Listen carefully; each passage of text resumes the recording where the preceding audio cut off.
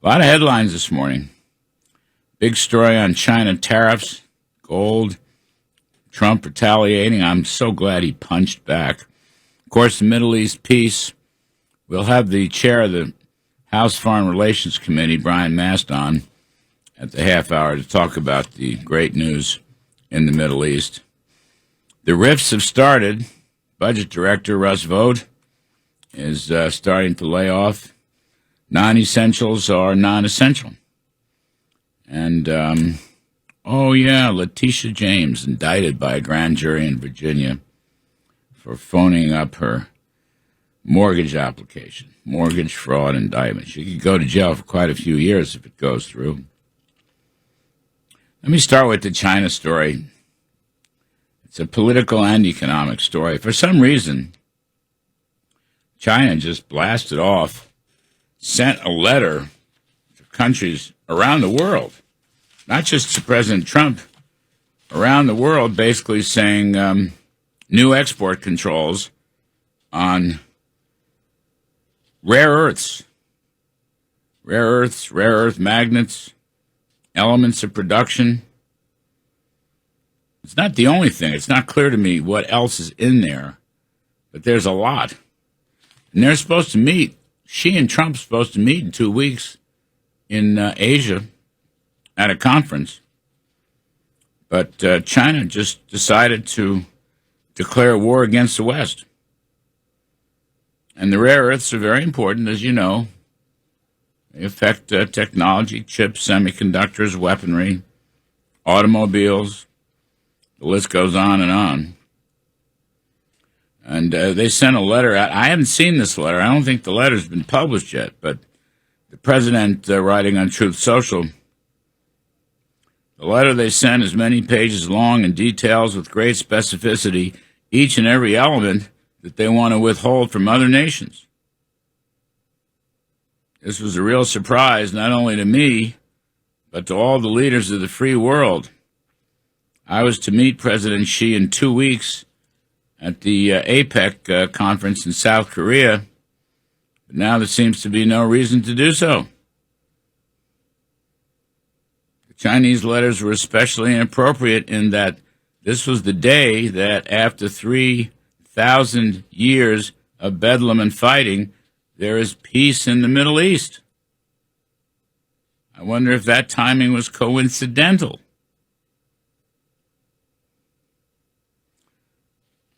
So I will be forced, as President of the United States of America, to financially counter their move. For every element they have been able to monopolize, we have two. I never thought it would come to this, but perhaps, as with all things, the time has come.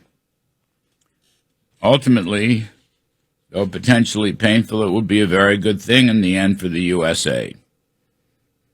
One of the policies we are calculating at this moment is a massive increase of tariffs on Chinese products coming into the U.S. And subsequently, he slapped a 100% tariff on China, which raises the total tariff to 155%. Look, he has to punch back. He's got to do it. We may get some pain, and the stock market sold off almost 900 points yesterday. You may get a continuation of that. I don't know. Maybe cooler heads, calmer heads will prevail. This sort of, goes with the story of the gold story. Gold has had this record-breaking run-up, $4,000 plus an ounce. Guess who the biggest buyers of gold are? China. China and their friends. China and the so-called BRIC bloc. Brazil, Russia, India, China, South Africa, the BRICS. But China's leading the charge. China's been selling U.S. treasuries. Right, those are dollars they're selling. And buying gold. They've been doing quite a bit of it. A big chunk of it this past year. But actually, if you look at the charts, they and the other BRIC allies have been doing it for quite some time, slowly but surely. The point is, I think they're doing it to weaken the dollar's world reserve currency status. That's what I think. Now, I know people are saying, well, it's because we froze half of Russia's central bank assets during the Russia-Ukraine war, which continues, of course. Okay, well, that's about $300 billion. It's sitting in Brussels. I think $5 billion of it is sitting in New York. The rest of it's EU. But these actions are going on longer than that.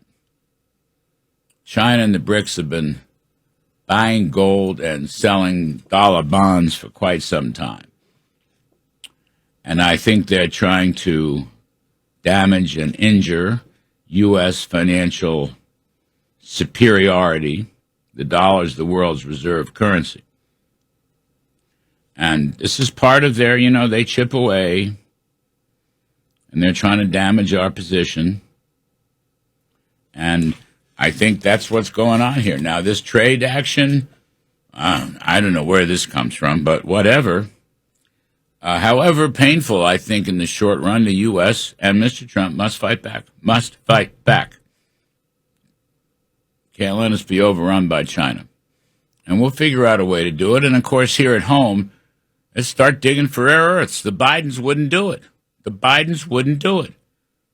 You got rare earths all over the place. You got rare earths in Alaska. You got it up in in Minnesota by Lake Superior. You got rare earths in the far west, believe Wyoming, maybe the Dakotas. Let's get moving. Got to do it. Full court press. And then we won't be beholden to them. But this is cheap stuff. Cheap stuff. Now, on the other hand, I'd like to see the Treasury Department, Mr. Scott Bessent, my friend, good man, but I'd like to see him talking up King Dollar.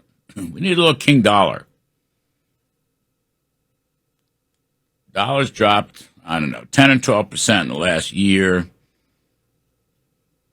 It's inched up a little bit with the Mideast peace developments. That's good. Big win for the United States.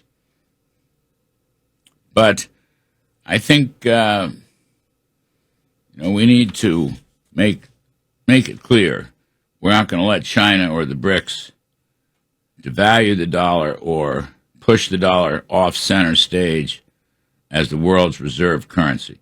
That's a special privilege for the United States. America first. It's something we should never give up. And although President Trump and Bessent have said periodically that they want the dollar to remain as the world's reserve currency, they would have a stronger case if in the open market they showed, or at least rhetorically said something, that they want a strong dollar, strong, stable, reliable dollar. That attracts investment. You win the global race for capital with a strong dollar. We've got the tax cut incentives. We've got the deregulation incentives. We have a strong, energetic president who's doing good things almost everywhere. But I think it would be a good thing for the Treasury man, Mr. Bessent, to come out and just say that. Somehow he has to counter this Chinese gold buying and make it clear that we're not about to let the BRICS. I mean, nobody trades in these BRIC currencies. Globally, 98, 99% of total transactions are in dollars. But in terms of central bank reserves, they have currencies, and gold, and bonds. That has slipped from, 80-something% down to 55, 56%. So that's where the change has been. Are we going to have a trade war with China? Well, I would prefer not. But if they're going to take these aggressive actions, then we're going to have to counter them. I mean, we are the biggest consumer market in the world. And we can keep them out if we have to. And it'll damage them more than it'll damage us. You can't go soft on China. This was a great Trump victory during his first term, where he rang the bell on the Chinese threat to America. And I was part of the trade team. We made a deal with China, but China did not enforce that deal. They ignored the Biden years. They still haven't enforced it. But negotiations seem to have been improving. I'm all for talks. But at some point, if they take actions like this, Mr. Trump must punch back. We'll talk more about this over the course of the show. We'll talk about the great victories in the Middle East, the success of what Mr. Trump's policies are, using military force with the Israeli IDF. Peace is at hand, let us hope. Iran has been buried, and now it's time to move on to Russia and deal with this Ukraine war, which is pure insanity. And I think the president will shift his attention there, and we'll get some results pretty soon. Our economy looks okay to me. There's a business boom going on. And we'll talk about the shutdown. Look, Mr. Schumer's made a big mistake here, if you ask me. I mean, nobody wants a shutdown. No one's thrilled about the shutdown. Military people are not going to they're going to miss a pay period. That's not good. But the fact is, this is an opportunity to trim the government, to reduce the size and scope and the bloat and the waste, fraud, and abuse. Strong budget director, Russell Vought, he's been planning this for a long time. And the reductions in force, the RIFs, began yesterday. And could be very sizable change in the whole shape of the federal government. The private sector has been downsizing for years.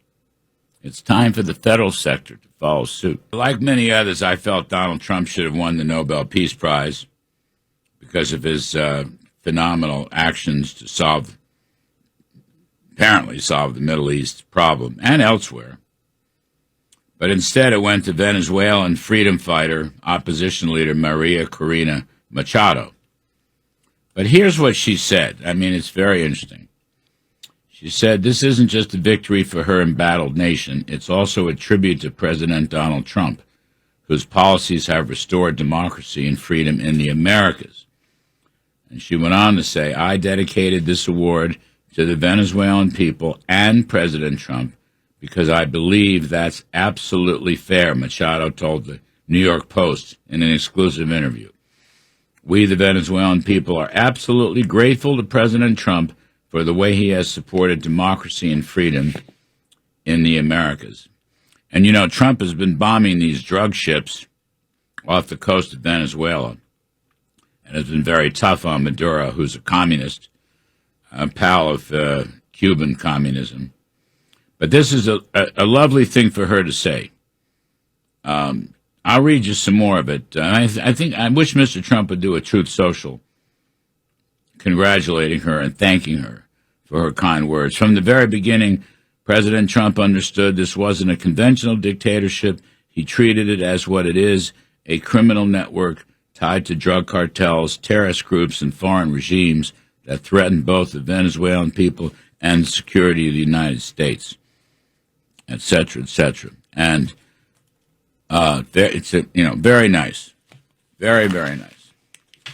The other thing I want to mention here at the lead is our friend Letitia James. Oh, the left, Mondami, everybody's up in arms because the grand jury in Virginia, prosecuted by the U.S. Justice Department, has just issued a criminal indictment for mortgage fraud.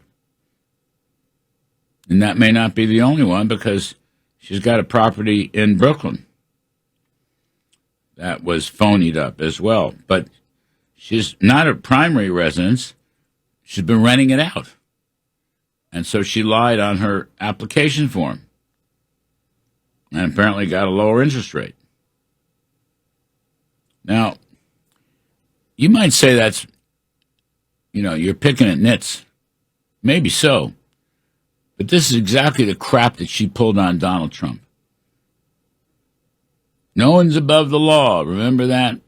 No one's above the law. As she created a phony case against Trump, most of which had been thrown out, not all of which, but most of which. A couple years ago, weaponizing it, advised by the Biden White House.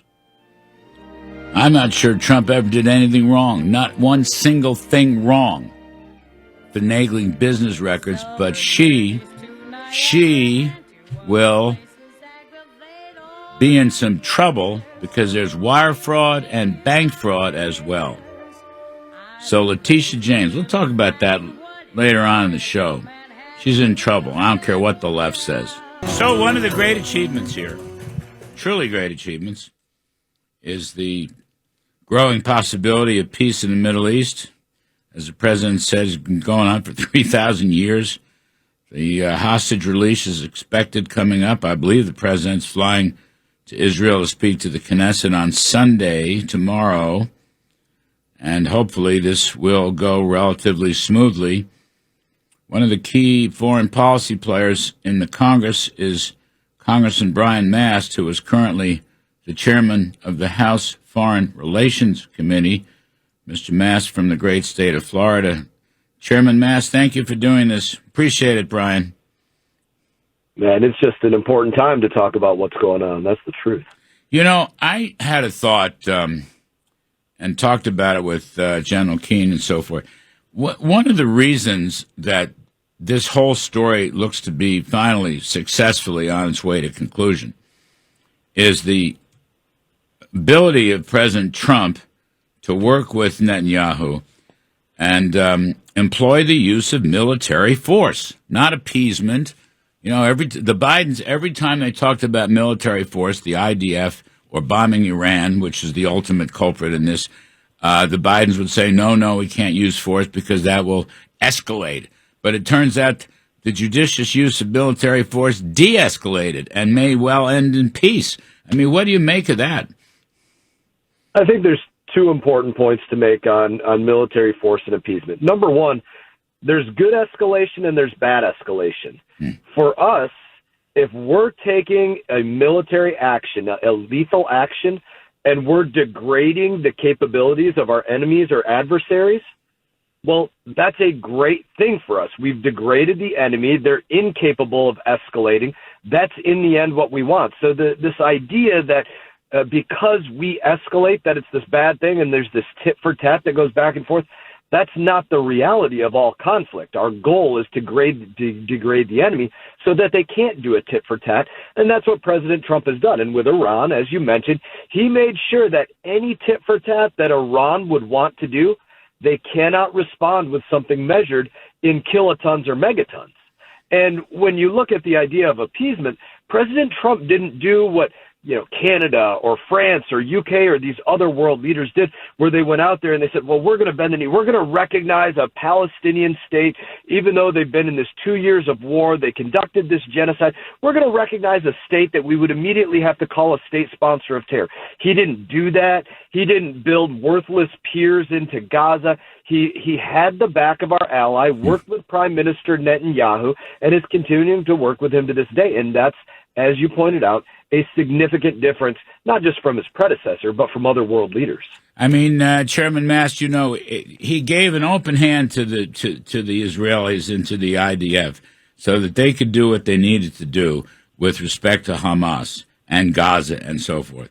And again, every time, even every single time, Joe Biden and his people, what's his name, Blinken, whatever his name is, the Secretary of State, they'd always be nitpicking Israel. They'd always be saying, don't do this, don't do that. It was just a completely different policy. And I think, Again, the judicial use of military force is such an important part of this story and probably other stories as well. Force should never be ruled out. That's just appeasement. Sometimes you have to give war a chance, and war is the remedy that the terrorists, Palestinian Islamic Jihad, Al-Aqsa Martyrs Brigade, Lions Den, Fatah, Hamas, all of them, that's the remedy that they chose.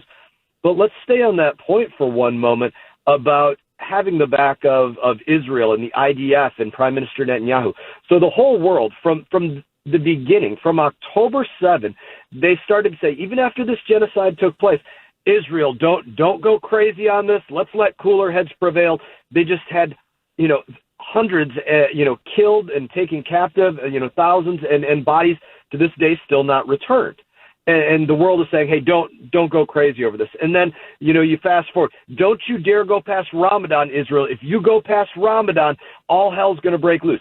Israel continued on, and the world, everybody across the world benefited. And then the world said, don't you dare go into Rafah. If you go into Rafah, that's a bridge too far. But they did, and the whole world benefited, and the Muslim Brotherhood wasn't able to smuggle rockets and bombs and other things into Gaza. And then they said, don't you dare go into Lebanon, and they did, and they were able to bring this eradication of Hezbollah, and we saw the overthrow of Bashar al-Assad as a result, right? And they said, don't you dare go here, don't you dare go there, don't you dare go to these places. We saw the pager bombs. Time and time again, the whole world benefited because the Israelis were given the latitude by President Trump to do what they needed to do to conduct this war and fight terrorism. And terrorists were killed, Sinwar, others eradicated off of the face of this earth. The world is a better place. And Chairman Brian Mast, so now we're looking forward. Mr. Trump's going to head over there, I reckon, tomorrow, give a speech before the Knesset, the Israeli parliament. Regarding the governance and steps from here, how do you see it? What are the issues? Are there pitfalls? It's not quite over yet.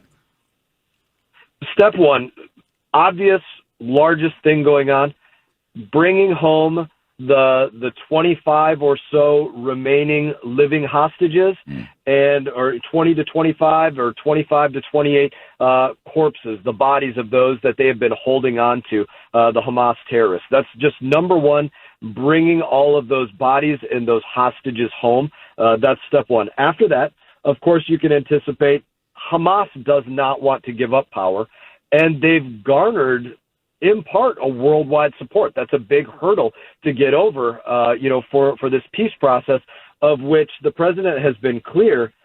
They have no presence whatsoever. This isn't like when the IRA and England ended things, or what took place in South Africa. You're not going to have an IRA or Sinn Féin take over. You're not going to have the ANC like in South Africa take over.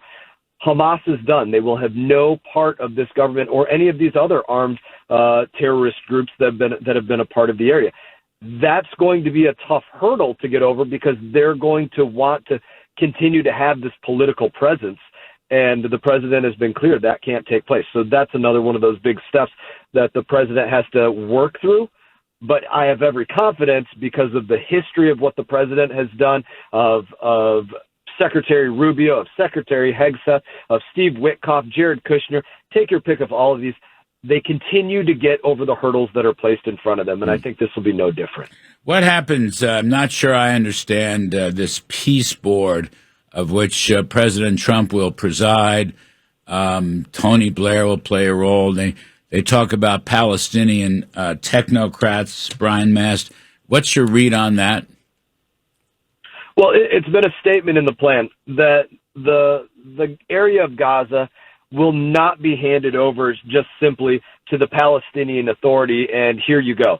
There have to be reforms taking place to ensure that Israel and the people in Gaza can live in a peaceful coexistence.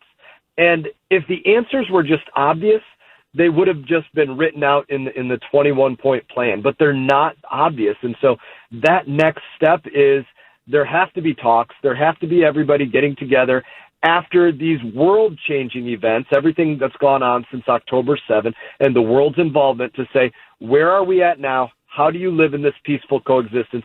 This is what takes place. There are not clear, obvious paths and answers to that, but we do know a few parts of the framework, which we talked about already. None of these terrorist organizations will have any part of the governments or the politics of this area. They are gone. Yeah, that's a key point. Absolutely, 100%. Now, will President Trump turn to Russia, Ukraine, and what do you expect there? I think this is just another leg of credibility on top of what happened with India and Pakistan, Armenia and Azerbaijan, and the list goes on. For him to turn there and say, look, you can see that just like the Iranians saw American B-2 bombers overhead for a very limited window, but we did what we had to do, we will do what needs to take place to bring the war in Europe to an end. And you see him taking that next step of going out there and showing Ukraine, listen, we're going to give you the intelligence so that you can strike within Russia, deeper into Russia. We're going to take off the chains that were not allowing you to use the ordnance that you were purchasing from America and Europe to fire into Russia, so you can more readily destroy that supply chain that is allowing Russia to continue prosecuting this war.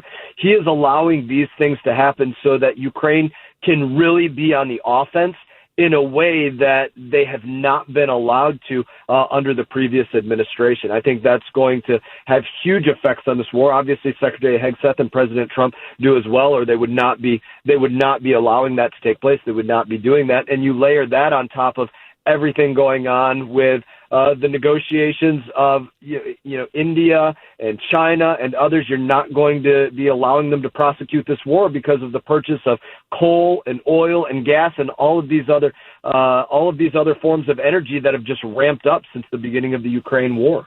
We're talking to Congressman Brian Mast of Florida, who's the chairman of the House Foreign Relations Committee.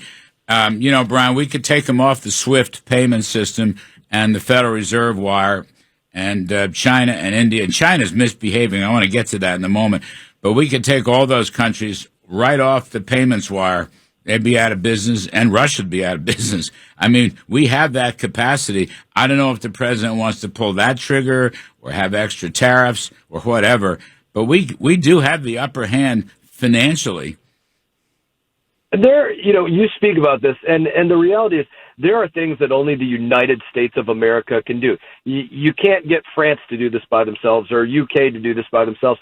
Only the United States of America can do what you just brought up. And all of these countries that are partially in bed with China, but still want to see the United States of America be as strong as possible, they want that because they know without the United States of America, they are just price takers to China for the foreseeable future if we don't exist. And I think in that, we need to look at some of these leadership steps that we can take, like you spoke about with the SWIFT system, like looking at China has not yet been exacted a price for what took place with everything related to COVID-19. That needs to be looked at, and only the United States of America can lead in exacting that price. Looking at what goes on with Iran and their oil going around the globe, most of which goes into China. If we put the halts on that, 99% of Iranian oil and gas goes to China. That's a big thing that affects, obviously, China's ability to have the energy that they need. And, the one other point that I would make on this that I always like to bring up, because I think it's so important about our allied relationships. United States of America, Europe, Japan, Israel, Australia, our allies, we fundamentally manage, we have problems from time to time, but we manage relationships of trust. China, Russia, Iran, North Korea, Venezuela, they might work together, but they have zero trust between one another. And that puts us in such a different driver's seat than what they are to be able to go out there and work together and make a difference and really have an impact on these adversaries. Well, that's the nature of totalitarian societies. They don't trust anybody. They're always looking over their shoulder. That's a great point. So, Chairman, let's talk. China releases this document yesterday, putting export controls on rare earths and other things. Suddenly, out of the blue, it looked like some kind of deal was in the works. The president was going to meet with Xi Jinping in a couple of weeks at the APEC conference in Southeast Asia. Now that's out the window. China, by the way, they're the ones buying gold. They're the ones trying to knock the dollar down as the world's reserve currency, they and their friends from BRIC. I mean, President reacted very strongly yesterday and slapped 100% tariff on it. Look, I'm a free trader. I think Trump is a free trader at heart, but he's got to fight. He has to punch back. If they're going to punch, he has to punch back, doesn't he, Mr. Chairman? 100%. I think there's two good things to say that the president is not going to allow the United States of America to be. We're not going to be the policemen of the world. We're going to expect different countries and regions to police their own backyard, but we're not going to be the punching bag for anybody either. He's demonstrating we're going to be the peacemaker, and that's going to be because of the strength that we bring to the table. But we will not be China's punching bag in terms of currency manipulation, intellectual property theft. We're going to give the world an alternative to say, listen, no longer will you just have to look to China to see, metal ore poured. You're going to be able to look back to the United States of America again to see things coming out of foundries. You're going to be able to look to the United States of America again to see these things being produced. We have liability in that we are not there yet in every place that we need to be by any stretch. But he's working to get the United States of America back there, not just so that Americans have an alternative and an American industry, but the world will finally, again, have an alternative to China and Xi Jinping. Yeah, people didn't flock to China. They flocked to the United States to make trade deals. And I think, Chairman, what China has done with this rare earths export control letter, which went out to all kinds of countries around the world, it was a huge mistake and shows how untrustworthy they are. I was on the China trade team in the first term. I mean, you cannot trust them ever. No matter what's on paper, black and white, you cannot trust them. And this is almost some sophomoric thing they pulled, and I think they're going to pay heavily for it. I would agree with that. I give you this as, an inside baseball. As chairman of the Foreign Affairs Committee, my meetings daily are the Prime Minister, the Trade Minister, the Foreign Minister, the Defense Minister, the King, the Queen, the Crown Prince, the President of whatever nation and their ambassadors. And that's the daily drumbeat of meetings. And the new black dress or the new handbag or however you might say it for all of these countries is that they come in and they say, we have the absolute best of this mineral or metal or something that you can extract out of the ground. How can we get American industry to come do this? We have the capabilities to refine this. How can we get American industry to come take advantage of this? We have this. How can we work together on this? It is what every country comes to and opens up with as they want to come and speak. And to me, that is just a testament of their hunger to be able to move away from this singular option of China and what they really see as a future of opportunity when they don't have to be wholly reliant on China, but they have a partner like the United States of America that they know really desires free trade, but is going to work for fair trade, number one. Terrific stuff. Congressman Brian Mast of Florida is the chairman of the House Foreign Relations Committee. Thanks for your time on a Saturday, Brian. I'm most grateful. We appreciate your wisdom very much. Folks, we're going to take a break, and I guess I'll have a moment, and then we'll wrap up this whole story. Brian Mast, he's really smart guy, firebrand, terrific stuff. I'm Kudlow. We'll be right back. One of the points he made, Brian Mast, a veteran, by the way, military man, very smart guy, just came in as the chairman of the Foreign Relations Committee. I can't think of anybody I'd rather have there. He's a tough guy. But you can't trust China. So you see this, what China pulled yesterday. They're not going to export any rare earths. They're going to break deals. Trump, of course, has to punch back, and he has. But basically, if you go back, the whole U.S.-China trade relationship, very rocky. You can't trust them. You cannot trust them. They do not make good on their promises and their agreements. So Brian Mast's point about our allies and others around the world, they'd rather do business here. We are reliable. And we have the best business resources. We will produce the rare earths, okay? We're not there yet, but we will produce the rare earths. There's plenty underneath the ground. And the deregulation in one big, beautiful bill and the permitting that's necessary will get that done. But you cannot trust China. And, of course, don't forget China buying Russian oil, financing the Ukraine war. China buying Iranian oil. China's biggest buyer of Iranian oil. They were financing the Middle East Israeli wars and the terrorists. No matter what they say. That's what they've been doing. And we know that. There's no secret. Now, the question is, how strong will Mr. Trump need to be to get things back on some kind of even keel with China? He'll work it out. Trump knows how to make a deal and knows how to represent American interests. But the reality is you can never trust China. That is the nature of the totalitarian countries, ever. And we may have to learn that the hard way. I'm Kudlow. We're going to take a break. On the other side, we're going to start doing some economic work with John Carney and E.J. Antoni. Please stay with us, folks. China at it again. John Carney's writing, this is great, the Business Digest, U.S. exports to China did not grow anywhere near the pace of the Chinese economy. Now, hang on a second. The better headline that I liked, granting normalized trade relations to China was one of the worst public policy mistakes in the history of the United States. Amen. Amen. John Carney, Breitbart News editor for economics and finance, co-author of the Breitbart Business Digest, and E.J. Antoni, economist and senior fellow of Unleash Prosperity, chief economist at the Heritage Foundation. So I want to talk about China. I want to talk about rare earths. I want to talk about gold.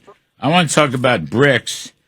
China is assaulting us on a number of fronts, and Trump has to punch back, John Carney. I don't care what our friends at the Wall Street Journal say. The fact is we have to punch back. Look what they're trying to pull off here.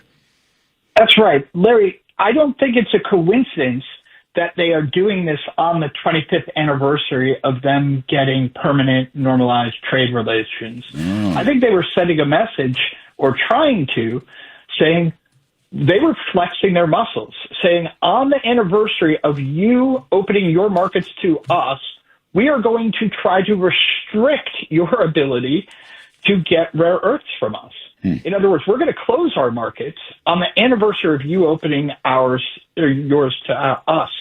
That's super aggressive. I think they made a huge tactical error here. I think they thought they had Trump on the back foot because Donald Trump loves to say, like, my friend Xi Jinping, I'm looking forward to cutting a deal. I think things will go well.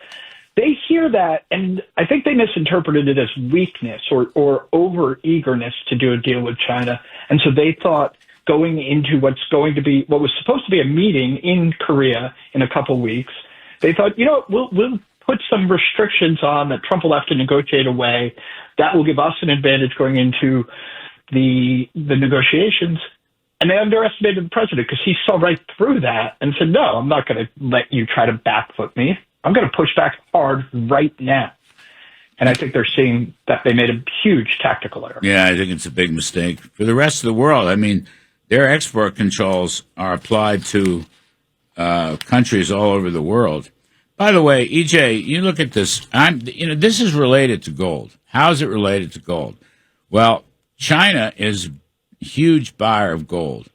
And, in fact, Tyler Goodspeed, who was the CEA chair in Trump's first term, smart guy, brilliant guy, he's chief economist of ExxonMobil now, he did a quick paper showing how, with a very high correlation, Chinese gold purchases and the price of gold, and they're all going up. So here's one. China bloc. This is just all their little friends, I call them, the BRICS. The China bloc has been buying gold big time since about, 2014. Now, this year's been a big year, but this is not the first time. This goes back 15 years. And at the same time, they've been getting rid of U.S. bond holdings. So They are trying to stop the dollar from being the world's reserve currency. That's where I'm going with this. Besides their trade protectionism and unwillingness to do business and to be trustworthy, they're trying to knock down the dollar's reserve currency status. All right. Now, on this front, I think Scott Bessent has to be more aggressive in at least talking about it. But this is part of the Chinese assault. That's what I'm saying, EJ. Larry, that's exactly right. And what we've seen out of China has really been this kind of whole of government assault where they're attacking us from a trade standpoint. They're attacking us from a pharmaceutical standpoint. They're attacking us from a monetary standpoint with manipulations of treasury markets and with gold. And I think the only reason why they haven't done something like dump all of their treasuries, several $100 billion worth, onto the market at once in order to try to tank that market is simply because they have a lot of bonds right now at incredibly low interest rates, many of which they actually bought back during the global financial crisis. And so they can't unload those today except at a basically catastrophic loss because you're seeing treasuries near 5% right now, about 5% yield. But whatever the case, again, you are seeing this whole of government assault from China. And I think this is something that President Trump realizes in a way that no other U.S. president has for decades, that China is our number one adversary. This is communist China. They, in a lot of ways, not Russia, are really the next generation of the Soviet Union. They're really the inheritors, I guess you could say, of communism globally. They are really the world leader when it comes to that ideology. And it's an ideology that is completely at odds to the free market ideology that we have here in the United States, and it has to be defeated. China is not an animal with which you can ultimately make a deal and peacefully coexist. It's an entity that eventually has to be defeated. But I think what the president wants to do here is make sure that that defeat is economic in nature so that it doesn't have to be military in nature. And what you and John Carney were just saying is absolutely correct, that China a lot of times interprets good faith action by the president as weakness. And that's why it's so important that when China acts in bad faith, that the president smacks it down as hard as he did yesterday to send that clear message. Yeah. Do not mistake our magnanimity for weakness. Yeah, he's got to do that. By the by, China's cut their treasury bond holdings about half, 50%, in the last dozen years. They were about 1.3 trillion. They're down to about 740 billion. So they've been cutting, and while they're doing that, they've been picking up their gold purchases enormously. And that's probably the biggest driver behind the gold rally is China. I don't see gold. I don't know, John. A lot of the gold bugs are coming out. I don't see the gold story here as an inflation story. There's no big jump in bond rates, and there's no big jump in commodity indexes or commodity prices. I think this is China coming after us. This is an assault on the world's reserve currency, just like they're trying to assault us on trade. This is China versus the U.S. I think that's right. I don't think that the gold has been appreciating this year because of inflation. It really wouldn't make sense because even if you were somebody who believed tariffs were inflationary, the rally, the 50% rally in gold doesn't line up at all with anybody's inflationary expectations. Right. This is a story of central bank purchases of gold. And I think somebody told me a theory that China is actually wanting to make it seem as if it is an inflationary worry, because that could then worry the Fed. Look, gold is rallying. Is that a sign that inflation is coming? And therefore the Fed doesn't cut, holding U.S. growth back, which then hurts Donald Trump and hurts the U.S. I buy a little bit of that. I think it's wrong, by the way, because I don't think the Fed pays enough attention to gold prices. But I can understand that China does a lot of things strategically. They're often wrong. A quick story I want to tell is when China attacked Tiananmen Square back in during when George Bush was president, they actually believed they had gotten a signal from the U.S. that would be okay. It was a misreading of U.S. politics. The U.S. government had actually accidentally signaled to the Chinese that we didn't care what they did with the protesters in Tiananmen Square. We did. And they misread us. I think that's what's happening again, is China has misread what's happening. In fact, what we're seeing, though, is around the world, as you were saying, these export restrictions hit the rest of the world. They drive the rest of the world towards the U.S. Europe just put on a 50% tariff on steel. That doesn't affect the U.S. They barely buy any steel from the U.S. That's also aimed at China. The rest of the world, instead of, when Trump first started putting on the tariffs, all the anti-Trump people warned that we were driving people into the arms of China, into the arms of Russia. The opposite is happening. People are saying, oh, yeah, now I see what's happening. We need to sign up to the League. I call it the League of Free Nations, right? We need to sign on to the League of Free Nations because China is a bad actor in the world. Yeah, there's no question. I think they've made some pretty bad mistakes. We'll see how long this rare earths thing. I mean, I don't know whether this comes from Xi or people in his government. We have a lot to learn, but Trump is right to fight back. EJ, what's the economy doing? I know there's no government numbers out. Maybe we'll get a CPI next week. Is there any way to figure out what the economy is doing?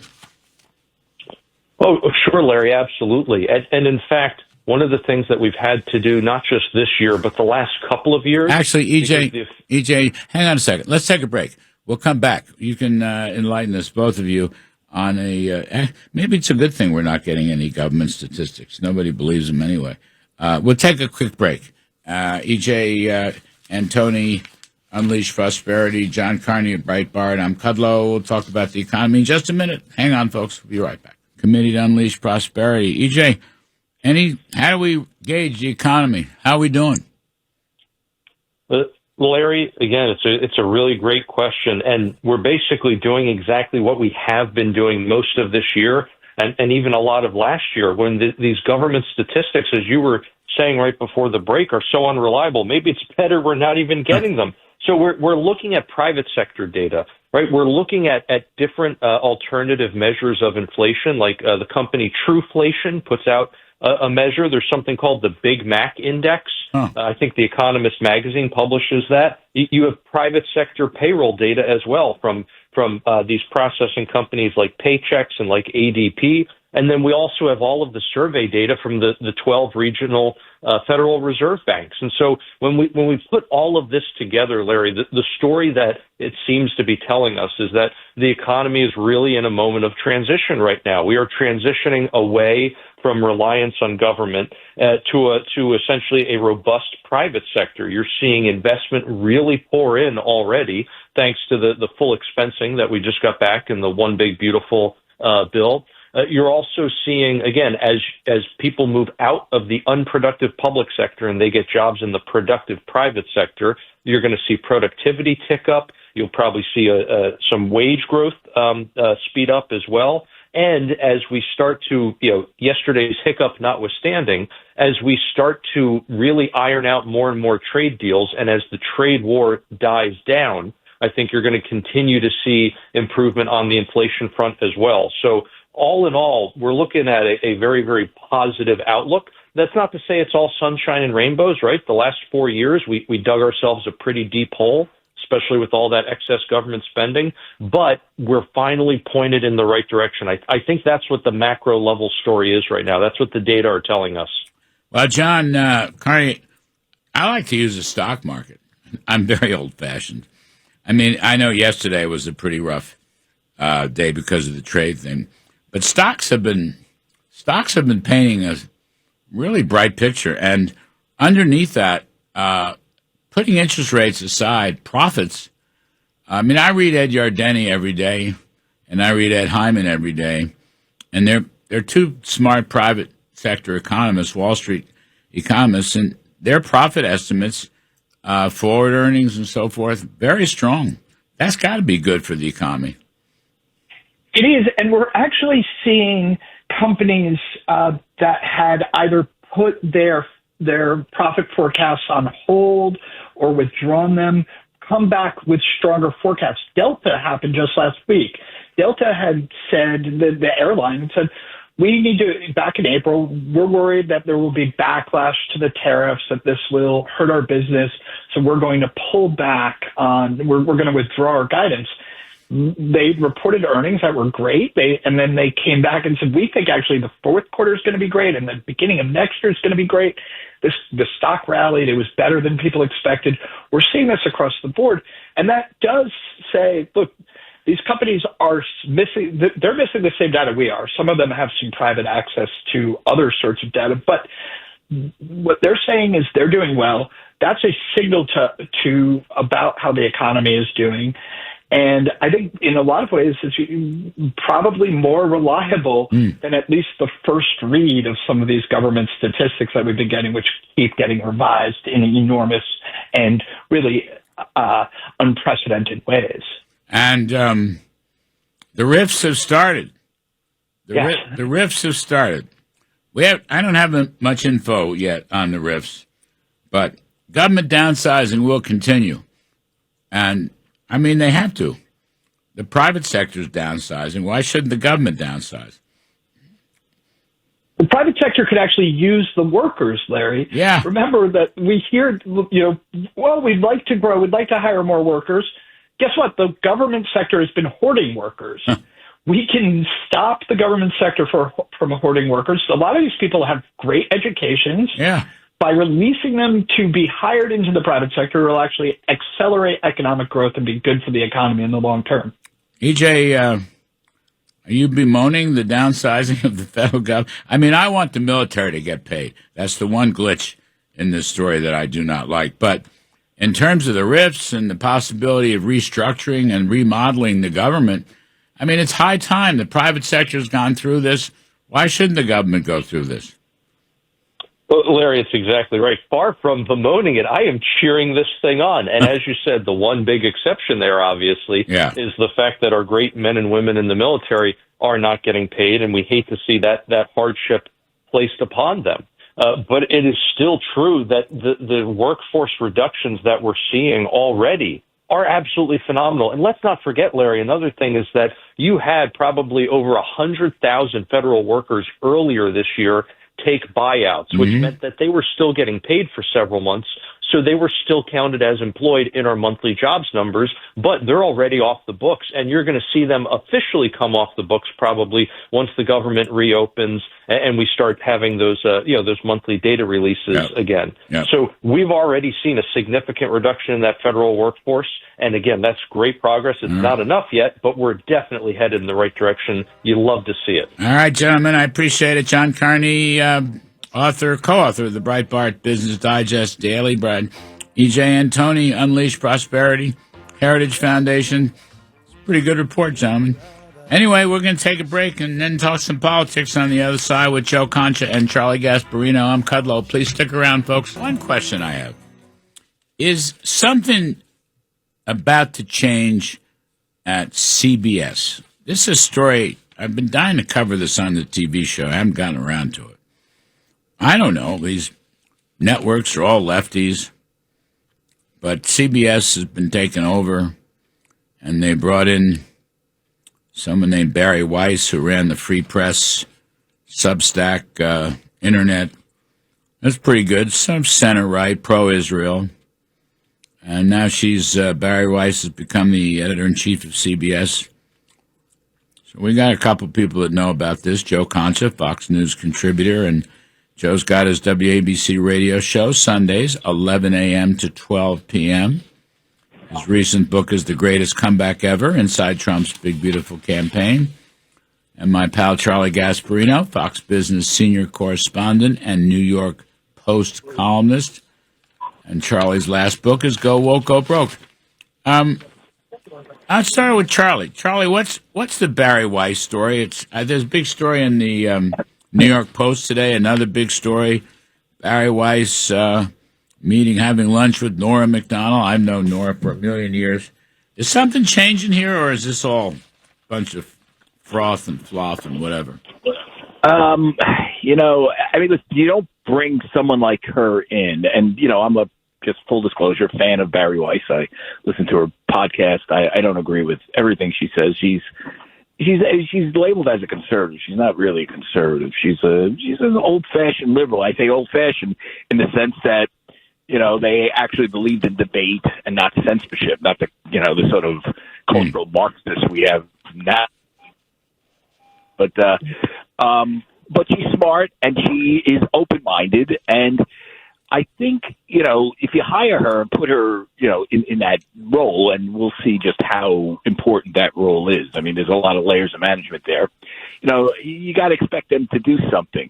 What strikes me about this whole thing is, I mean, what they need done there doesn't take a Barry Weiss to do. To be honest with you, I mean, they paid $150 million to buy her free press website that makes, by the way, revenues of $15 million a year. Right. God knows how much it makes if it doesn't have any profits. I mean, who knows?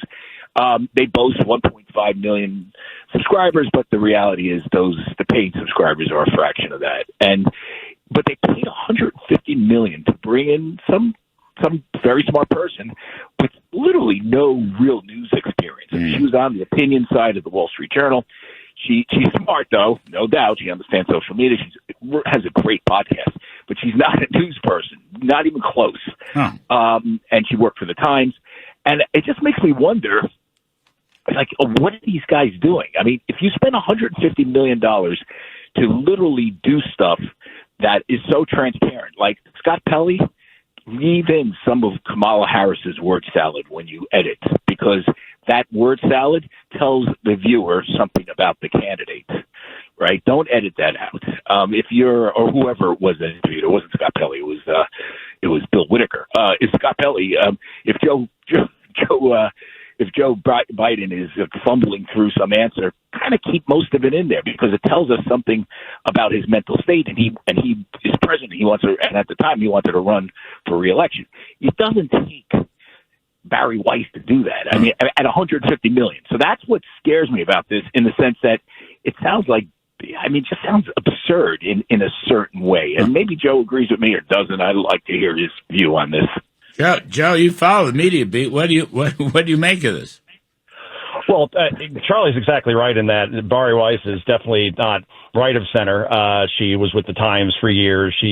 You're right, an old-fashioned blue dog kind of Democrat, I guess you could put it. But she always, she puts journalism before she puts her own personal feelings and everything. And that's why the free press was so successful, because you actually had this foreign concept of, covering things fairly and bringing in both sides. So go figure, you might have a bigger readership and a bigger audience if you don't decide that you're going to alienate the left, like a Jimmy Kimmel, where you say, I never want a Trump supporter to ever watch my show again, and then wonder why you're, at a distant third.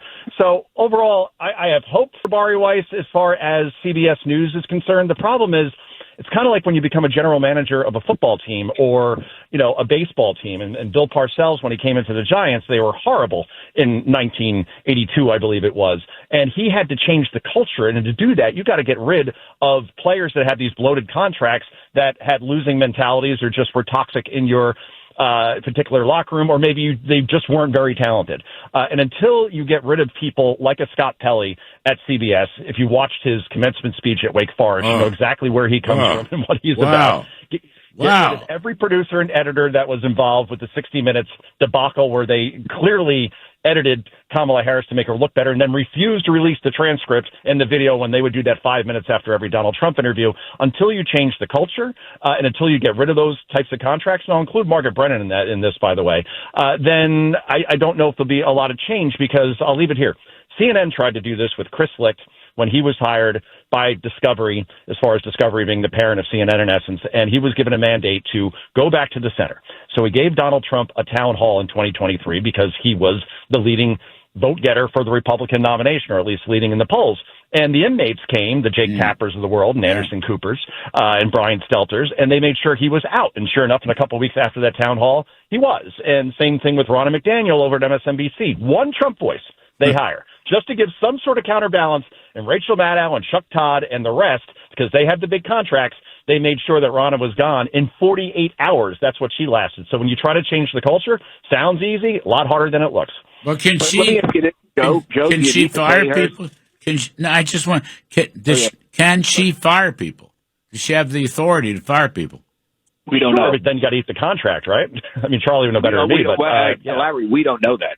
That's what I've looked into that. I have no idea. I think her main remit is content. But let me ask you this: you have to make this big thing out of paying someone $150 million, like get rid of the bloated lefties that are on air.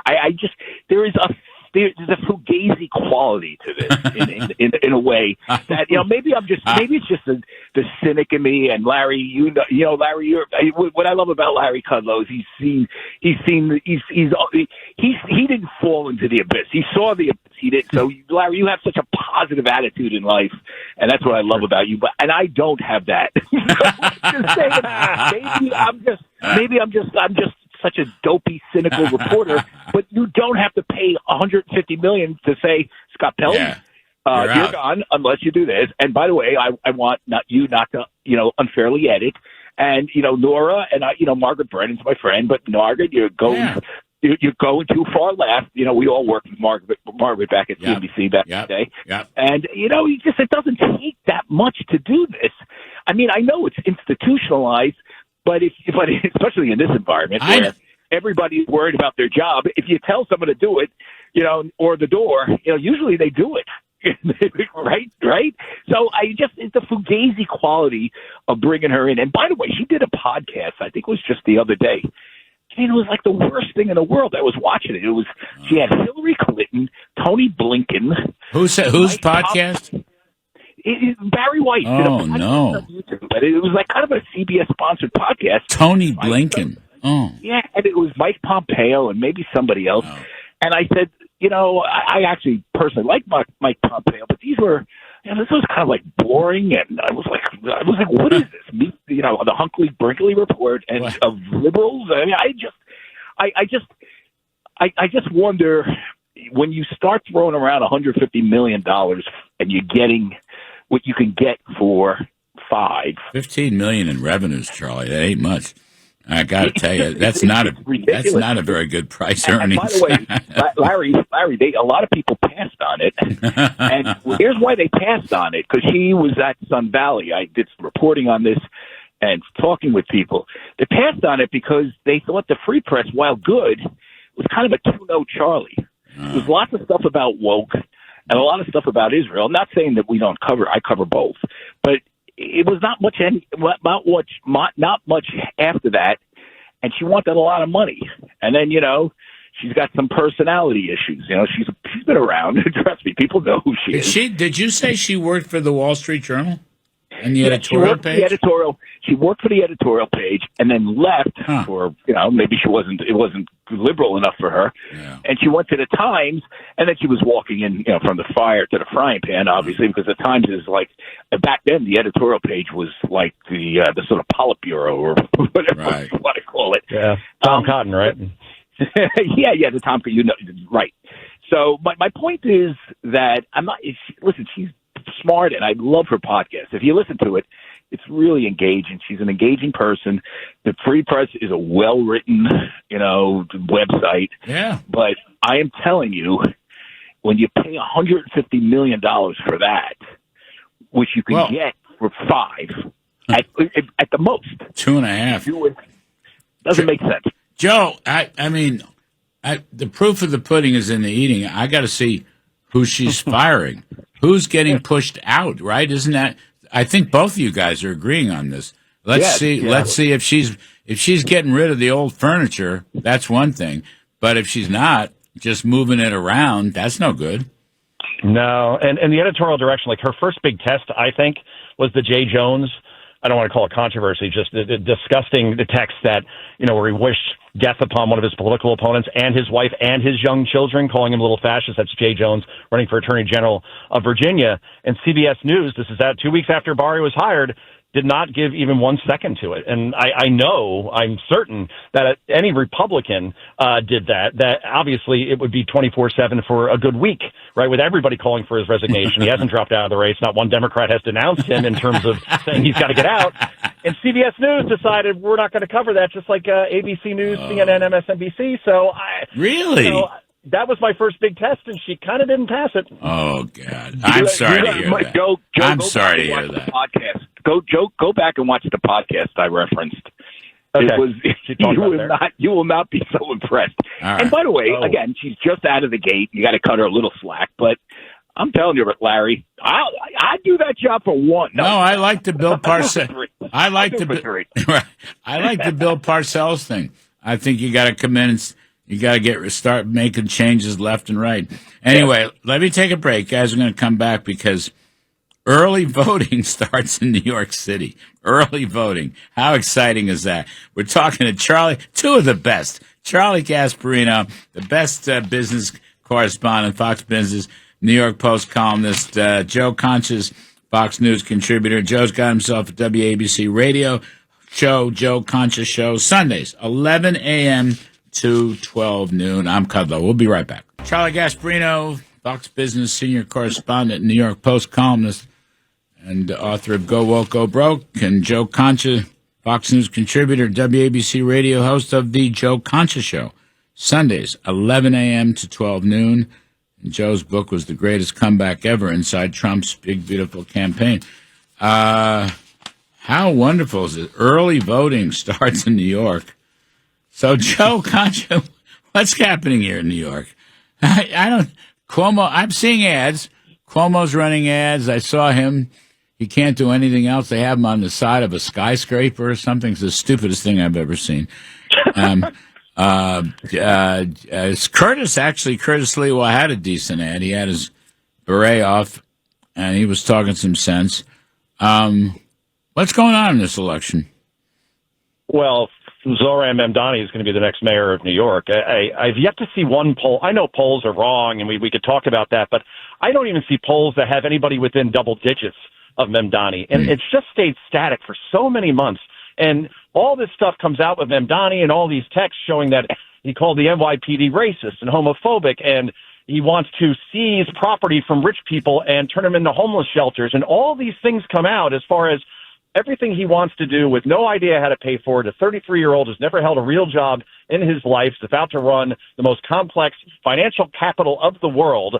And it just doesn't seem to matter because people just hunger for change, I guess, no matter what it looks like and sounds like. And I guess he's been so smooth in interviews where with a smile he can tell you why socialism is actually an act of dignity. And then, whoever's interviewing him just shakes their head along with him. So he's not really being challenged by the media, nor is he doing any tough interviews. So I think in the end, for Curtis, unfortunately, a lot of Republicans have moved out of New York City based on Bill de Blasio, COVID, everything that happened there. So there just aren't enough votes for him. Plus, he doesn't really have any backing of anybody nationally as far as the RNC or President Trump coming here to rally for him, for example. So it's going to be a very tough hill for him to climb. Then you have Cuomo, who I think just walked into this thinking that he'll just get the nomination, obviously steamroll whoever the Republican is because he has name recognition. Never saw Mamdani coming because none of us did. And so I think now at this point, you're looking at the next mayor of New York, and then U-Haul is going to need a bigger fleet to get everybody else who hasn't left out because Charlie, I'm sure, talks to plenty of financial people. Are probably going to go to Dallas for to start a new exchange or Miami or Nashville or wherever because you could do your job anywhere from anywhere at this point with technology. I don't think anybody's staying. Charlie, Mamdani held a big press conference to defend Letitia James from the mortgage fraud indictment in Virginia. It's going to be one of they're good pals. I was reading up on it this morning in the New York Post. There's a coalition, Letitia James and Mamdani the commie. Yeah, I mean, like he has nothing better to do to defend somebody that, listen, I'm a little bit wary of lawfare going both sides, but, I'm not crying. It's hard to cry for Letitia James, who took lawfare to such an intense level, basically helped get Andrew Cuomo thrown out of office through an investigation into sexual improprieties, which, by the way, he wasn't convicted on anything. They looked at it and it fell apart. And of course what she did to Trump. So this is not somebody that, you want to like hold up and say she's been attacked because of lawfare. That shows you how stupid Mondami is. And it also shows you how stupid the press is for letting him get away with it. I mean, where's Barry Weiss? There's a local CBS affiliate here. Why aren't they talking about this? And I will say one thing, Larry. I know you mentioned Curtis. I like Curtis. I actually like Andrew Cuomo too. But I want to say one thing. The other day, I went to a very nice concert up at Carnegie Hall, which is like this beautiful place. It speaks to like the sort of the majesty, what New York is, and how it's been acting by people that are rich and give back.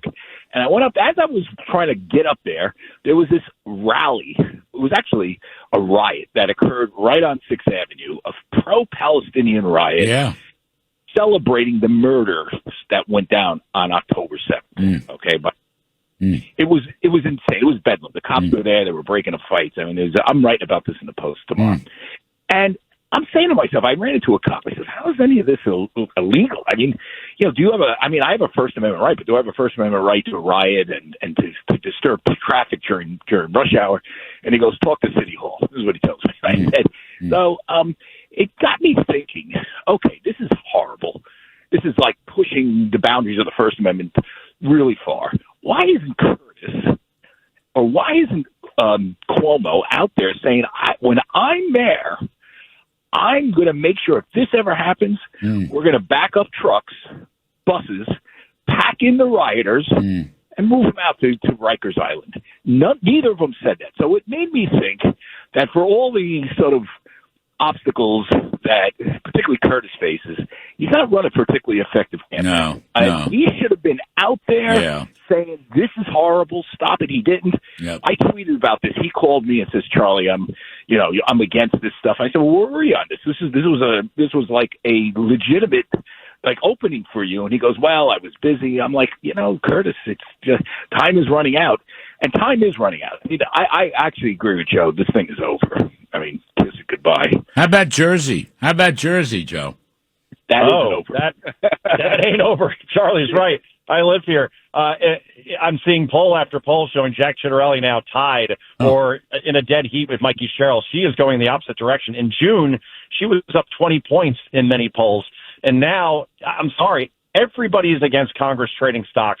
And when you sit on the Armed Services Committee like Mikey Sherrill did, and you made $7 million in 3 years trading defense stocks, which sounds very Paul Pelosi, Gordon Gekko, Bud Fox to me, that she can't explain it because she's Kamala Harris 2.0. Not good outside of a teleprompter. Obviously, she had that cheating scandal at the Naval Academy that she still hasn't been transparent about as far as why were you banned from your own graduation ceremony. She wants men to play against women in sports here in New Jersey. And Jack Ciattarelli's running a very solid, common sense campaign where the guy is likable. I see him winning here, or if he loses, it'll be very, very. How much did she make on the insider trading?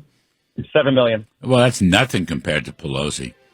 Well, we don't know if it's insider trading, though. Let's be before we get lawyers going. Pelosi's the queen. Pelosi did stuff that nobody else has ever done. Pelosi really is bucking for her own show on Fox Business. She's the most astute investor I've ever come across in the history of investing. You two guys are wonderful. Charlie Gasparino, Fox Business, and Joe Concha, Fox News. Jeez, that was off 1,200, almost 1,300 points. A lot of it was yesterday because of the China trade spat. The market got whacked. But it had been doing fabulously well. And one wonders how long this trade spat is going to continue. Hopefully not forever. Anyway, let's talk to our experts. Stephanie Link is the Chief Investment Strategist at Hightower Advisors and Head of Investment Solutions, and Nancy Tengler is the CEO and CIO of Laffer Tengler Investments. Her latest book is The Women's Guide to Successful Investing. How long is this going to last, Nancy? What do you think? How you play it? Well, good to be on with you and Stephanie. Always. I am optimistic for so many reasons, Larry. And so I think this is just an opportunity for long-term investors to trickle their way into names they want to own. You don't jump in 100% on Monday, but you add to the high-quality names, which was what we were doing in March and April, and I'm sure Stephanie was too. But if you just look at the one big beautiful bill and the impact that's going to have on corporate tax savings or cash flow. It was $100 billion already year to date in the fiscal year, retroactive back to January. It's going to be double that probably in 2026.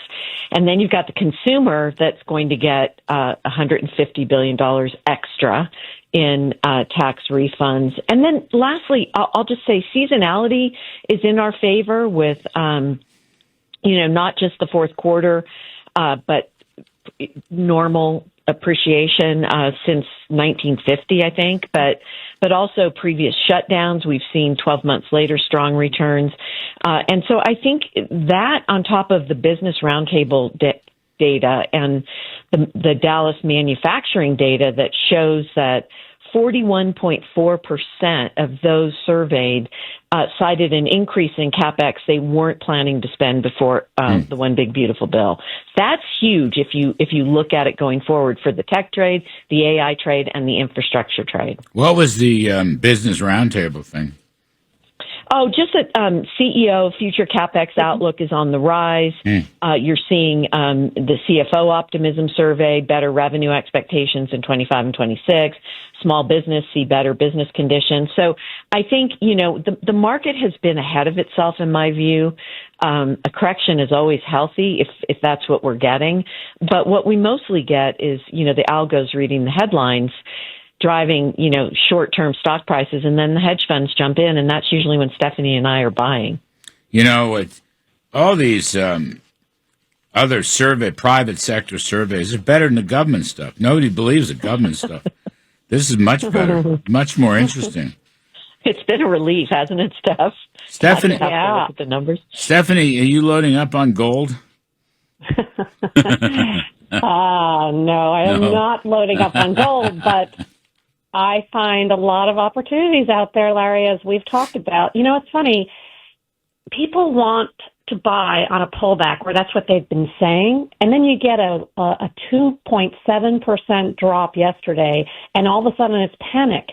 We are up 33% from the April lows when Nancy and I were actually buying. And it was really hard to do that back then. So why are we up 33%, even with the 2.7% decline yesterday? Is because what I call it the TGIF. So we are slowly chipping away at T, tariffs, G, geopolitical issues. Now, I understand China was the issue yesterday. I think that's absolutely noise and a spat. I is inflation, and F is the Fed. Those four things we are slowly chipping away at getting resolution. We don't have 100% answers. We never probably will. And by the way, when we do, we're going to be up another 20 or 30% in the market. So we're slowly chipping away at the unknowns. We had a drop yesterday. That's your opportunity because of what Nancy said. Look, the economy is growing. The Atlanta Fed tracker is at 3.8%. I understand we don't get the job numbers because of the government shutdown, which also, by the way, is noise. But we did get the Chicago Fed real-time unemployment numbers, and that's running at about 4.3%. So it's still a really healthy labor market. It's cooling. It's not collapsing. And you have this manufacturing renaissance from AI. So I think you absolutely buy on the weakness. If we get another 2 or 3%, I'm going to be buying hand over fist, and I know Nancy will be too. I like it. I don't disagree with any of it. The fundamentals look great. Profits look good. I read Hyman. I read Yandeni. You guys probably do too. They're pretty optimistic about profits. That's very important. Corporate. I mean, it's more important than the government jobs numbers that no one believes anymore in history. Well, you taught us that. You taught us that 18 years ago when I started working with you. 18 years ago, stocks follow profits on the way up and on the way down. Profits right? of the mother's milk. Profits of the mother's milk. I mean, they just are.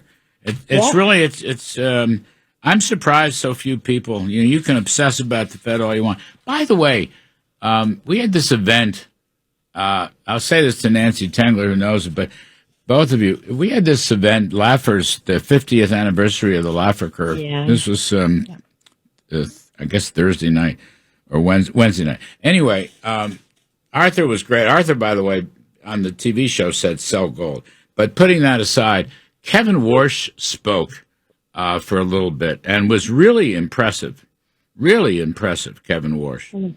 And a lot of people came away thinking, there's your Fed guy. There's your new Fed chairman right there. So it's fascinating. He was really, really good. And Kevin is a very dear personal friend of mine, and Kevin Hassett is too, for that matter. And he's very smart, and I'm not choosing, but Warsh was as good as I've ever seen him. Just saying. That's comforting. I mean, they have this weird thing. Besson published. It's like the basketball Final Four.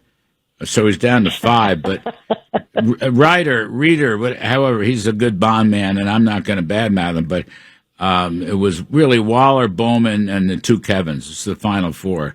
So, and I don't know who's in the which brackets, but I was really hoping for Zavros and his ponytail. Ponytail at the Fed. That would be a new one. But. Well, he can run the San Francisco Fed. He'll feel right at home out there. So the final four. So to your point, the final four, and by the way, even Rick Reeder, if he's part of that, the 5, rates are going lower. And you know what's interesting? We are growing, as I mentioned. I don't know. Atlanta Fed Tracker, it's very volatile. It's just a directional thing. But let's just say we're growing 2.5, 3 instead of the 3.8 that it's showing us now. That's still very, very healthy. That's way above trend. Trend is 1.5%. So to me, if rates are coming down, we haven't even had a housing cycle yet. If rates come down and you get a housing cycle, can you even imagine the momentum that the economy will have? Because you throw on AI, data center, grid, power, all of that Nancy's been all over and I've been all over for 3 years. And then you get a housing cycle. And oh, by the way, what's interesting to me is autos. GM and Ford are at actually 52-week highs. And housing has seen a correction. The home builders have seen a correction in the last couple of weeks, but they're still up quite nicely from the April lows and from when they reported earnings. So to me, there's a lot to be encouraged about, especially if you get a little bit more of a friendly Fed, which it sounds like we are going to get. Why is GM and Ford doing so well? They lost so much money with their EVs. It's because rates are coming down. Financing. Yeah. So January 13th, just to put it into perspective, the 30-year fixed mortgage rate. This is not autos, but this is just in general. The 30-year fix was at 7.4%. Today, it's at 6.1%.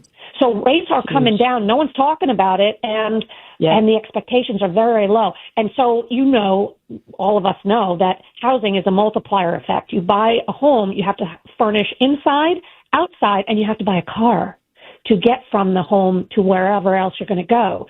So it's very much related. And the market is a forward-looking indicator, and those stocks are at 52-week highs, which is sort of kind of interesting to me. How about the RIFs?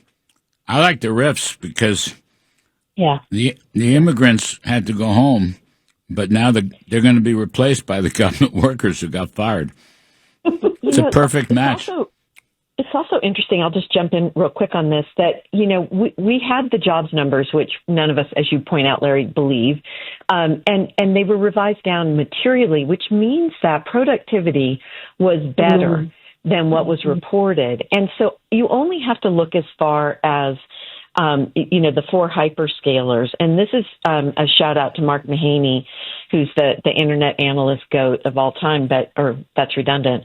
But revenue per employee from 23 to 25 was 29% increase for Google, 30% for Microsoft, 39% for Amazon, and 74% for Meta. Now, they did some layoffs, but that didn't drive these numbers. The EBIT, the earnings before income tax per employee, 41% for Microsoft, 62% for Google, 188% for Meta, and then wait for it, 550% for Amazon. And the Dallas Fed just did a blog post. It was a study they did that said the U.S. job market is rebalancing, not weakening. And that has kind of been our thesis that, if you're graduating from college, it's probably not a good time. But JOLTS numbers, if you believe them, show that companies aren't firing significantly. And as you point out, Larry, we can pick up the surplus from the government. I loved what you said at the opening. Private sector has been downsizing for years. Yeah. And it's time for the federal government to do the same. I think this is a real opportunity to right-size the entire economy and do so without a tremendous amount of pain. So sorry, I may have taken us off track. But but think about this. Fascinating to me. It was Besant who said when he was sworn in early speeches that he wanted to reprivatize the economy. So the Biden years, you had a top-heavy government economy. So now you're going to have, hopefully, a top-heavy private economy. Consistent with that is you have to bring down the federal size of the federal government, but particularly as measured by the number of employees. So in other words, there's no reason, you don't hear this discussion, but there's no reason in the world of AI and the productivity you're talking about, which has affected the private sector. A number of times you've had downsizing. Why hasn't the federal government gone through that? They've really not gone through that. Now, federal employment hasn't soared. It's just still running roughly 2 million and change for civilian employees. But that number should be coming down, and it is coming down. I mean, there's 300,000 by the end of the year. Those are people who took the buyouts and the incentives and so forth, and you can use this. Shutdown to do another 300,000. It's high time. That's all. Yeah. And those people are pretty well educated, and they've been trained by the government, so they can come into the private sector and do whatever they're going to do, and that's your rebound, and that will take care of the hole for immigration. That'll take care of that. Yeah. Also, productivity, higher productivity reduces inflation. I agree. I agree. I'm not worried about inflation. I know, but back in April, TGIF, tariffs, geopolitics, inflation, and the Fed. And so we're 20 minutes into this conversation and we haven't even talked about inflation, and we were all obsessed, or the Fed was all obsessed about it. Well, Everybody was obsessed about it. Let me take a break and we'll talk about inflation. Stephanie, I'm not worried about inflation. Are you? No. No. Not at all. Not at all. We've made amazing progress from 9% 3 years ago, and we're at 3%. And I would say we are a little bit sticky on inflation because of growth. We are growing faster than trend. And I'll take faster trend growth and a teeny bit more sticky inflation any day, because that actually is positive for earnings. That's what we really care about. Supply side growth, Nancy. That could bring down inflation. In the 90s. Yeah, 100%. And this is what we had in the 90s. We had 3% average inflation, and that didn't stop stocks from going up and the economy from growing. I mean, I'll just point out, Stephanie's right, and I'll point out that, the Fed was worried in Trump 1.0 about inflation, and it went from 2.5 to 1.5. All the while, we ramped up tariffs on China. So companies are eating some of this, to be sure, and it's not hurting margins because of the numbers I cited earlier from Mark Mahaney. We're generating more revenue and earnings per employee because of productivity. And we've been hanging our hat on, I know Steph has too, for the last 3 years. We're going to continue to hang our hat on productivity, because that's what's going to get us out of this. And a little inflation is not necessarily a bad thing, particularly when you have enormous amounts of oil prices coming down. Yeah. Oil prices are getting ready to come down. They're already slipping down low 60s. I'm just saying. Yeah, and of course, gasoline down 15%. And by the way, those egg prices are also coming down. Right. Egg prices are coming down. Shouldn't have bought those damn chickens. Egg prices are coming down. Coffee prices are too high, but I don't drink coffee. I drink tea. It's healthier for you. If you need a little caffeine, you can buy No-Dose if you need the caffeine. Hey, Larry, one thing, because I know you always couch me as this big bull, and I am. Just watch the private equity. The one thing that I'm watching watch the private equity companies. The stocks don't act well. Just saying, that's something that I don't know if there's anything there, but just watch I'll that. tell you, I continue to sleep better at night, knowing that Stephanie Link is an investor. We got Liz Peek, Fox News contributor, Rich Lowry, editor-in-chief at National Review. Terrific stuff. Liz Peek, so in my mailbox this morning, I get my Liz Peek special, Boston considering grocery stores run by government. Similar idea to socialist New York City candidate Mamdani. Good ideas spread rapidly, don't they? Rapidly, Larry. You've got to have to say, what are they thinking? Among other things, the grocery store business is one of the most competitive in the world. That's why margins are razor thin. It's extremely hard to raise prices because it's wildly competitive. There's always another store around the corner. So I get it that everybody thinks everything is too expensive. Bringing your own bureaucratic approach to running a store, distributing goods that everybody has to have, that's like the worst possible idea I could think of. And we could dredge up a million examples, including, I think it was Kansas or Kentucky, where they actually tried to do this, where it didn't work. Kansas. But let's go back to the Soviet Union, please, where the stores had empty shelves all the time. So, this is just stupid, and it's just pandering to sort of ignorant voters who want prices to come down. And guess what? We all do. Madison, Wisconsin. There's a free market bastion. They got one. Soviet Union, you pretend to work and we pretend to pay you. I remember all that. Yes. Rich Lowry Mamdani, he's a very influential guy. He's the leading political Democrat right now, and I guess I don't know how I'm going to say this, but Mamdani-nomics or something like that. Democrats and the Democratic Socialists of America, they're running the Democratic Party, but they're not part of the Democratic Party. I never understood that, Rich. Why was he in the Democratic primary in the first place? He's not Democrat. DSA is different than Democrats.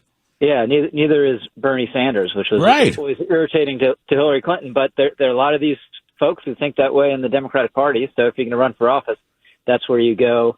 Run in your primary or caucus, or where you caucus after you win. And I would just say, of all the things in American life that are broken, grocery stores are very far down the list.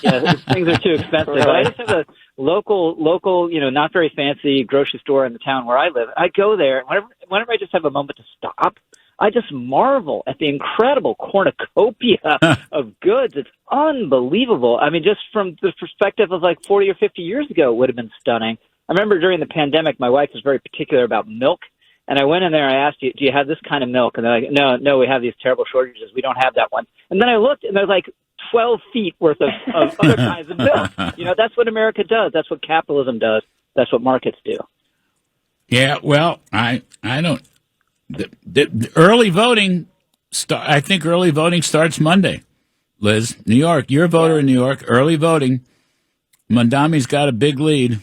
We were talking about it earlier in the show with Charlie Gasparino and Joe Concho.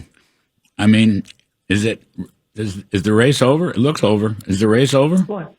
There are people who think that if you got a really gigantic turnout, which is very rare in New York City elections of any kind, but even particularly with mayoral candidates, that possibly Mamdani would lose, because a lot of people think he has topped out. In other words, his appeal is to a very specific group, the left, the far left, whatever you want to call it, that's pretty highly energized, that showed up in the primaries, but that's a pretty small slice of the New York City electorate. So there are some who think that if you just had a massive push to get everybody to vote, that yes, Curtis Sliwa might siphon off some of the non-Mamdani voters, but that Andrew Cuomo would have a shot at getting an awful lot of people. People, for example, Larry, like the Orthodox Jewish community that apparently did not vote in the primaries. People also like blacks in Harlem who voted for Eric Adams. And now I want someone to be standing next to every polling place with a sheet of paper saying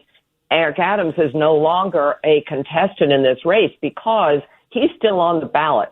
So I'm worried that a lot of people are going to vote for Eric Adams who might otherwise vote for Andrew Cuomo, and that sort of dilutes the whole turnout message. But, I'm still optimistic that people will come to their senses. Liz, I love you. I know you think that's totally nonsense. It was kind of a good Liz Peak word salad there, what you just put up on the bulletin board. I don't know. But Cuomo did Cuomo picked up 10 points in the latest poll, I guess. I don't know. Rich Lowry, political analyst that you are, what do you think? I'm with Liz, and that I don't discount the possibility that there could be some late break here. But as Yogi Berra says, early voting is starting, so it's getting late early around here. And I think the problem, Larry, with this race, fundamentally, with a couple of them, but one has been for so long, the race was about who's going to get out between Sliwa, Adams, and Cuomo, who's lying about who's getting out, who's lying about what deal's been offered to whom. And meanwhile, the communist is running free, has lots of green ahead of him to run free. So I just don't think the wood has put on him the way it should. His unfavorable rating is not nearly what it needs to be. That's right. That's the key point. I agree. That's right. No one really whacked this guy down. Yep. We're talking about these things, grocery stores and whatnot. I mean, nobody really put the wood to him. The last shot is the debate, the local NBC, WNBC debate. It's the last shot. That's the only last time they're going to have a shot. Rich, who's winning the shutdown battle in Washington? Well, I expected Democrats to be losing, and they're not losing quite the way I thought they would. I mean, they precipitated this. Usually the party that just wants the clean CR, so-called, to keep spending levels at the current level and reopen the government wins, and the party that opposes that loses. But and the Democrats are the ones that are opposing that, but they're doing okay, and they're totally dug in more than I would have expected as well. So this thing will end, but I think it's still probably weeks away from an end. Military not getting paid is going to be very controversial, Liz. Mm-hmm. Yeah. I mean, that's a big issue coming up here. I agree with you, but I think, Rich, that the reason Democrats are doing as well as they are on this shutdown is, first of all, they are crowding social media. I mean, I follow Hakeem Jeffries and Schumer and all these people. They are out there every 10 seconds talking about health care. And that was pretty smart, because health care is probably the one issue that Democrats poll favorably on compared to Republicans. So they're really pushing that. Republicans have countered with this whole thing about federal money going to illegals. A lot of people just don't believe that's happening. And, of course, Democrats are countering that. But I think they are positioned pretty smart. But, Larry, to your point, right now, when military checks start going out and other things that are really visible begin hurting people, like flights being canceled and stuff, that's when I think the pressure really begins to mount. The question is which party is going to cave first, and I actually have no idea. Rich, not much of a trigger has been pulled by our friend Russ Vought. I mean, the layoffs started, I guess they started yesterday, 4,000 layoffs. Spread across, 2, 4, 6, 7 departments, but it's not exactly Doge 2.0, which is what I was hoping for. Yeah, you assume he's just warming up. I got to think he's just warming up, because this is what he's been waiting for for a long time. Yes. But I thought at the start of this also that this would be a major threat that would really scare the Democrats. But I think after going through Doge, they've just kind of heard it all before, and they believe the courts will roll a lot of this back, won't let it stand. So it's not worrying them the way it's not the point of leverage it would have been that I would have assumed it would be at the beginning of this thing. I was talking to Senator John Kennedy the other day. He was on the show. He was on set. He has a very charming book out. It's very interesting. But anyway, we got to talking about this, and he said that Russ Vought has been waiting for this moment since puberty. Yeah. Probably right. A lot of people are waiting for something else, but Russ was waiting for this. Yeah. That this was his. But Liz, you think about it. So you've had a Doge 1.0 was significant. I mean, at least roughly 250,000 some odd federal workers took buyouts and various incentives. the private sector has been downsizing, particularly now it's going through it again with the AI revolution. It is time for the government to downsize, quite apart from the shutdown-related issues. It's silly to think that you can run 2 million plus civilians in the federal government and not have any reductions compared to what's happened in the private sector. People are not making that argument, but they should be making that argument. I couldn't agree more, but I would make a broader argument, Larry, which is that the government is resistant to and way behind on modernizing, using modern technology, et cetera. To your point, a lot of companies are laying off people, or actually what I see now is stalling their hiring. I mean, more than firing people, they're just not hiring in the numbers that they were even a year ago because of AI and the productivity there. Even financial institutions tell me that's what's going on. But the government, remember, one of the great things that Elon Musk brought to Doge was these incredibly brilliant tech people who looked at our government and said, wait a minute, there are like 15 different platforms, technology platforms at work here, just computer platforms, and they don't talk to each other.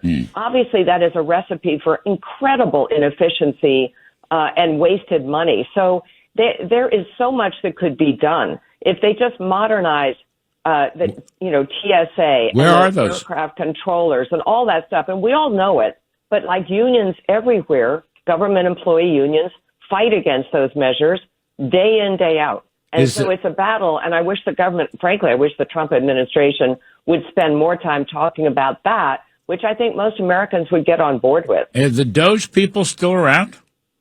Yeah, I think a lot of them they're are. still in there, right?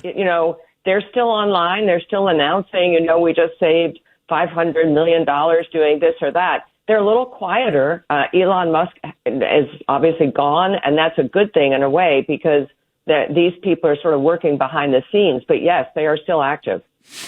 I'm waiting for him. I want impoundment. David Asman sent me a thing this morning how LBJ impounded funds in the late 60s to stop 3% inflation. Well, I thought that was. Wow. I mean, it's coming. It's coming. I hope so. They're going to have that fight. I want to have the impoundment fight. I want to get. I mean, well, Russ is ready to pull the trigger. I guess that's the thing. The question is, will President Trump let him pull the trigger? Rich? You think he will? Do you think Trump will let him do it? I think he's pulled the trigger on most things so far, right, Larry? He really has. I think if there's a trigger, he really has. Pull it. It's 100% tariff trigger. Oh my God! All right, we're going to take a quick break. Liz Peek, Fox News. Rich Lowry, editor-in-chief of National Review. When we come back, I want to talk about the Nobel Peace Prize and a very gracious winner from Venezuela. Not enough is being written about this. I'm Kudlow. We'll be right back. I'll start with Rich on this, but both of you to weigh in. Look, I was rooting for Trump to get the Nobel Peace Prize for the Middle East and other things that he's done. But there's an interview in the New York Post. It's really, and I wish Mr. Trump would post this on Truth Social.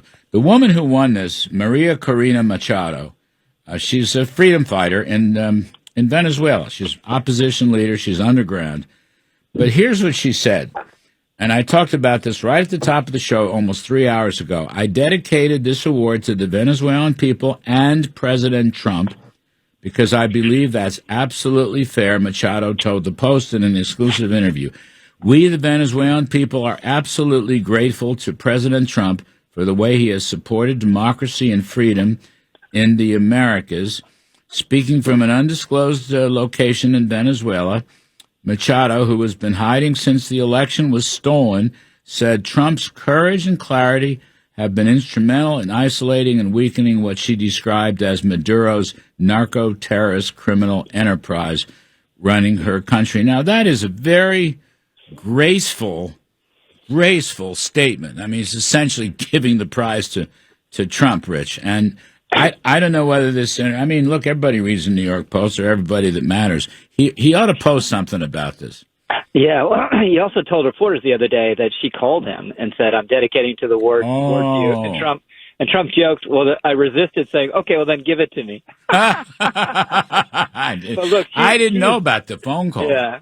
Yeah, so she's deserving. I mean, there's no doubt she's deserving. He's deserving too, but Yes. I don't think they'll ever give it to him just because the kind of people who decide who gets the prize are not Trump people, to say the least.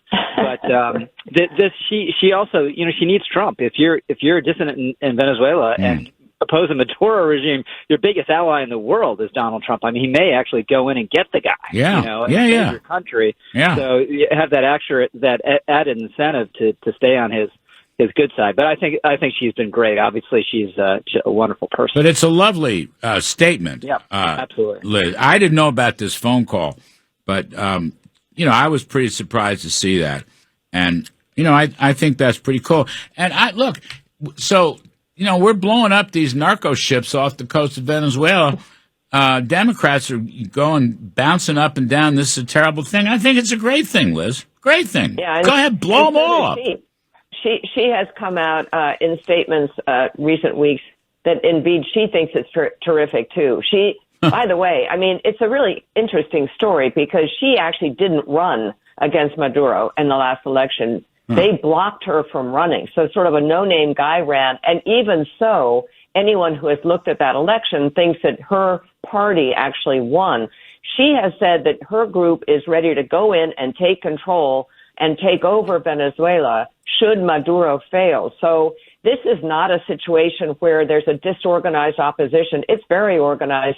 She's the head of it. And for quite some time now, she has been a fan and supporter of Donald Trump because, yes, she thinks he may actually open the door to that outcome. And that'd be unbelievably great.